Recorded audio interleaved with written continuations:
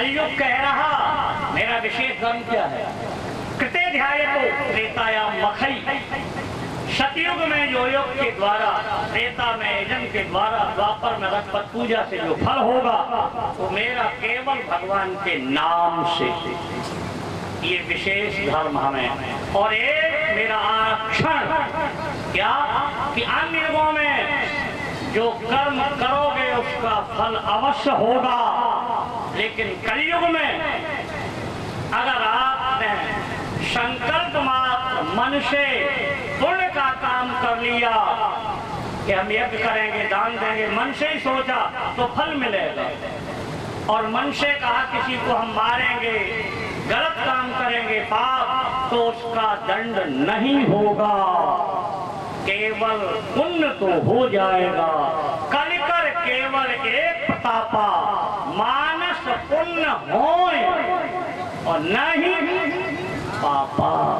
यानी पाप आप मन से सोच भी लेंगे तब भी नहीं उसका दुष्परिणाम मिलेगा, और मन से सर्वे भवन्तु सुखना कह दोगे तो फल आपको मिलेगा।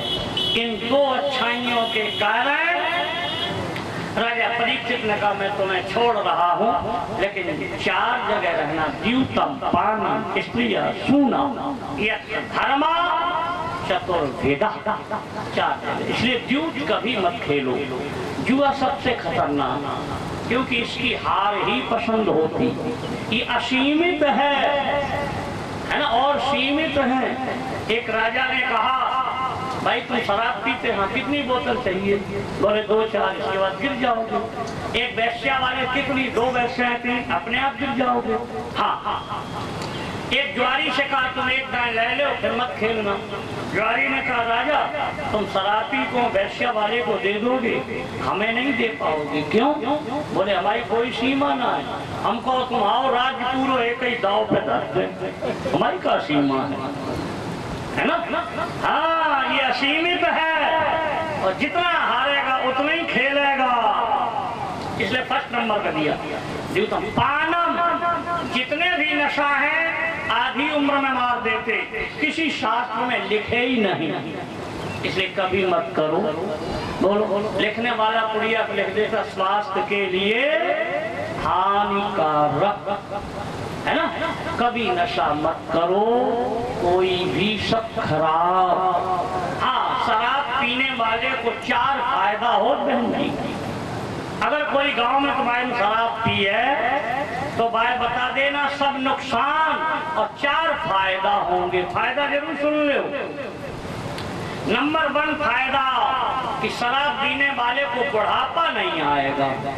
पसलियां पहले ही गल गई, पहले ही मर जाए, बुढ़ापे वो आई है। एक फायदा। दूसरा फायदा, शराब पीने वाले को कुत्ता कभी नहीं काटता। आधी रात को शराबी फिरता रहे, कुत्ता सबे काटेगा, शराबी को कभी नहीं। क्यों? कुत्ता कम भूंसता है, वो ज्यादा भूंसता है, तो कुत्ता जानता मेरे बड़ो भैया आएगा, मैं काटता ही नहीं। कौन देख लीजिए तुम। तीसरा फायदा, शराब पीने वाले के घर चोरी नहीं होती, क्योंकि वे कछु रखे ही नहीं, चुराइयो कहा। ठीक है। चौथा फायदा, शराब पीने वाले को स्नान नहीं करना पड़ता, न हाथ धोए न पाए। पी के आए के तो नाली में, और क्या खड़े भय तो नहीं को पानी नहीं के पजामा में पाए धोए दे, उन्हें पानी की जरूरत, खड़े ही खड़े धोत रहा पाए। इसे याद कर लो। 4 फायदा, बाद बाकी सबरे नुकसान। इसलिए कभी वहां मत जाना। द्यूतम पानम स्त्रिया, स्त्रिया माने वैश्यावृत्ति कभी ना करो। याद कर लो, दुनिया में कोई तपस्या, माला जपना मेरे तपस्या नहीं लिखा। कामस त्याग तपः स्मृतम, कामनाओं का और कामदेव पर विजय करना ही सबसे बड़ी तपस्या है। स्वामी विवेकानंद जी ने अपनी पुस्तक में, इंटर कॉलेज में भाषण दिया करो, उन्होंने लिखा कि मेरा इतना जो प्रभाव है केवल ब्रह्मचर्य को पालन करना। महाराज जी वेद में वीर्यस्त्रयः गति, ये वेद का वाक्य है। वेद में वीर की 3 ही गतियां लिखी, चौथी लिखी नहीं। ऊर्ध्वम, मध्यम और अधः। ऊर्ध्वम लिखी है कि योग साधना करो तो आपका वीर माथे में आ जाएगा, सूर्य के समान चमकोगे। जैसे स्वामी विवेकानंद जी, और व्यायाम किया तो वीर छाती और भुजाओं में आ जाएगा, इसको टक्कर मार दोगे गिर जाएगा जैसा दारा सिंह। बड़े बड़े पहलवान। और तीसरी होती अपनी पत्नी के उदर में रहना, केवल दिव्य पुत्रों के लिए। और चौथी गति वीर की लिखी ही वेद ने नहीं। इसके अलावा कोई करता है तो वो आत्महत्यारा होता है। बोलो 1857 में शिकागो नाम के शहर में एक विश्व सम्मेलन हुआ। सारे देश के लोगों को चिट्ठियां गईं, भारत को नहीं आई, क्योंकि भारत गुलाम था अंग्रेजों का। इसलिए मन चढ़े लड़कों ने केरल में स्वामी विवेकानंद जी से कहा तुम चले जाओ। अरे उन्हें भैया हम तो बाबा ठहरे, हम कहाँ जाएं, ऐसे कहने लगे। अरे नहीं महाराज चले जाओ। तो काहे से जाए? तो लड़कन ने चंदा कर लो। चंदा से स्वामी जी को वहां भेजा, पानी के जहाज से गए। जब वहां पहुंचे पता चला सम्मेलन की तारीख 3 महीना आगे, 90 दिन। चिट्ठी तो आती ना, जमीन खिसक गई। अब हमारे पास पैसा नहीं, यहाँ क्या खाएंगे? तो स्वामी जी ने होटल में नौकरी की। केवल इतना पैसा मिलता जो फल खा लें। अब रात को सोने के लिए नहीं, होटल वाले ने कहा बाहर हो, इतना ही पैसा था। तो बाहर ड्राम में सोते थे, ड्राम में, सड़क पे। 3 महीना आने को हुए, सोचा आप कैसे नाम लिखाएं। एक दिन नहा धो के धनियों की गली में चले गए। तो एक महिला ने यूं किवाड़ खोले तो स्वामी जी का माथा ब्रह्मचर्य से चमक रहा था। तो बाने जानी जो सूर्य भगवान आए गए। सुबाने सन सूर्य कह के हाथ जोड़ के बुलाया। स्वामी जी बैठ गए और दैव योग से उसी महिला का पति उस सम्मेलन में नाम लिखने वाला था।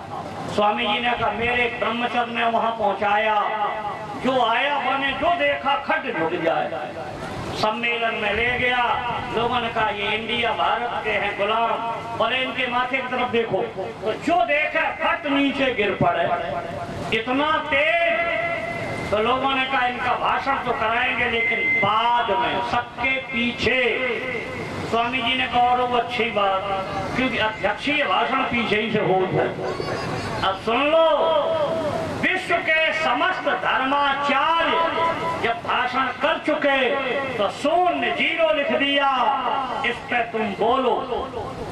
तो स्वामी जी ने हॉल में केवल पहले संबोधन किया, ब्रदर्स और सिस्टर, भाइयों और बहनों। इसी पे तालियां बज गई थी, क्योंकि इससे पहले किसी धर्माचार्य ने भाई और बहन का संबोधन नहीं किया।